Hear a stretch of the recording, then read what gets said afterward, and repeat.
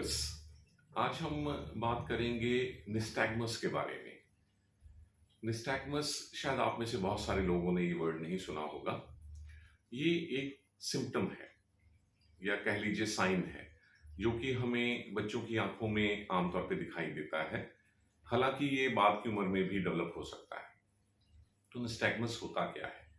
ये होती हैं हमारी आंखों में इनवॉलेंट्री जर्की मूवमेंट्स, जिसपे कि जिनकी आंखों में ये मूवमेंट्स हो रही होती हैं, उनकी आंखें लगातार इस तरह से हॉरिजॉन्टली आमतौर पे मूव करती रहती हैं और इस पे उन पेशेंट्स का कोई कंट्रोल नहीं होता है। और ये मूवमेंट्स आमतौर पे 24 घंटे लगातार होती रहती हैं और थ्रू आउट लाइफ होती रहती हैं।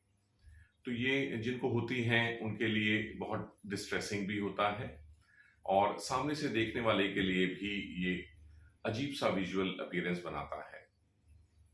तो हम समझते हैं कि लोगों को निस्टैग्मस होता क्यों है। ये होता है तीन अलग अलग सिस्टम्स की खराबी में से किसी के होने पे।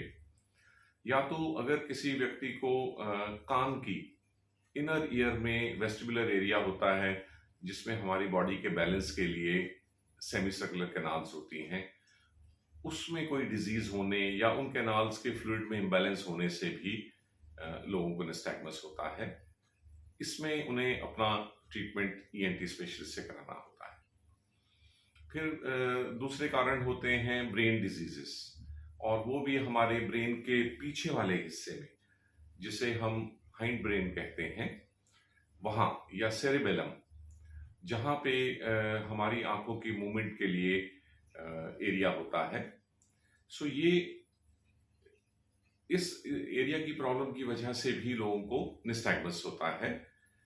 और ब्रेन की प्रॉब्लम में अगर किसी को सीजर्स या दौरे पड़ते हैं तो उन्हें भी निस्टैग्मस हो सकता है। इसके लिए ट्रीटमेंट न्यूरोलॉजिस्ट करते हैं और कुछ हद तक आंखों की मूवमेंट को कंट्रोल में कर लेते हैं। अब बात आती है आंखों की डिजीजेस। आंखों की डिजीजेस जो कि आमतौर पे विजन को कम करती हैं, खासतौर पे रेटिना या ऑप्टिक नर्व की डिजीजेस, जिसमें छोटे बच्चों में पैदा होते समय या शुरू के कुछ सालों में खासतौर पे रोशनी बहुत कम हो जाती है, तो फिर उनमें निस्टैग्मस डेवलप होने के चांसेस रहते हैं। और इसका सबसे बड़ा स्टिमुलेटिंग फैक्टर होता है लो विजन। अगर रेटिना या ऑप्टिक नर्व की किसी भी डिजीज से विजन बहुत लो हो जाता है, तो उन बच्चों में निस्टैग्मस डेवलप होने के चांसेस हो जाते हैं।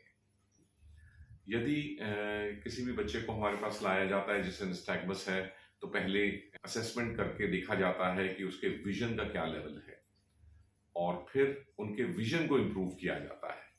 बहुत सारे बच्चों में यदि विजन काफ़ी हद तक इम्प्रूव हो जाए तो फ्यूचर में उनका निस्टैग्मस धीरे धीरे कम भी हो जाता है। अब यदि उनका विजन की असेसमेंट हो गई और उसके बावजूद भी ग्लासेस या लो विजन एड्स देके हमने उनका विजन तो इम्प्रूव कर लिया, लेकिन फिर भी निस्टैग्मस है, तो उसके लिए फिर कुछ मेडिसिन्स भी अवेलेबल हैं, जैसे कि एंटी एपिलेप्टिक मेडिसिन्स होती हैं, जो कि आमतौर पे सीजर्स या दौरे रोकने के लिए दी जाती हैं। वो भी निस्टैग्मस को कम करने में मदद करती हैं। फिर कुछ मसल रिलैक्सेंट मेडिसिन्स होती हैं खाने के लिए, जिनसे निस्टैग्मस में कमी की जा सकती है। हालांकि ये डिजीज पूरी तरह से ठीक नहीं की जा सकती, लेकिन प्रॉपर असेसमेंट और ट्रीटमेंट से हम निस्टैग्मस के रोगियों को कुछ रिलीफ तो दिला ही सकते हैं। Thank you viewers. I hope आज का ये टॉक आपके लिए हेल्पफुल रहा होगा।